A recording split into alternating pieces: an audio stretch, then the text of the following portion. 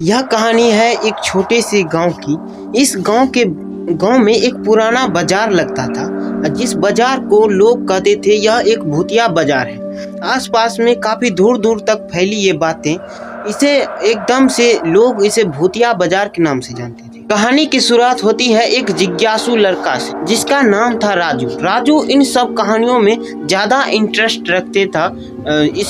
उसे जानना चाहता था कि इस बाजार के बारे में आखिर क्या रहस्य है जो इतने सालों से इस बाजार को भूतिया बाजार कहते आ रहे हैं। तो इसी के साथ उसने सोचा इस बाजार के बारे में पता करने का।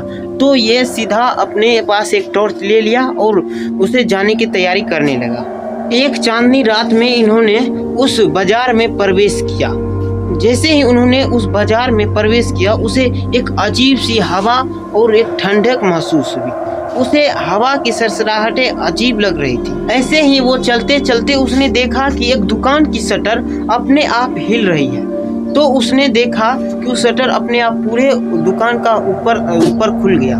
तो जैसे ही दुकान के अंदर गए, उसने अपना टॉर्च बारा तो उसे दुकान के अंदर धुंधली चीजें दिखाई देने लगी। उन्होंने देखा उस दुकान में एक पुरानी विक्रेता की तस्वीर टंगी हुई है, जो देखने में बहुत ही ज्यादा भयानक था। उस तस्वीर में जो व्यक्ति था, उस व्यक्ति का आंख अपने आप लाल होने लगी और उस व्यक्ति की आंख चमकने लगी। जैसे ही राजू ने ये सब देखी तो उसके मन में डर सा पैदा हो गया। जैसे ही वो भागने दरवाजा खोलने की कोशिश की, लेकिन दरवाजा खुल नहीं रहा था। काफी मशक्कत के बाद उसने दरवाजे पर धक्का मारा और दरवाजा खुल गया। वो जैसे ही बाहर भागे तो उसने देखा जितने भी आसपास के दुकान थे, सभी की दुकान अपने आप खुल रहे थे और उसमें से एक आत्मा बाहर निकल रही थी। रामू भागता रहा, लेकिन एक व्यक्ति से जाके वो टकरा गया। वो भागते भागते सीधे अपने घर पहुंचा और घर पहुंचकर उसने घर का दरवाजा बंद कर लिया।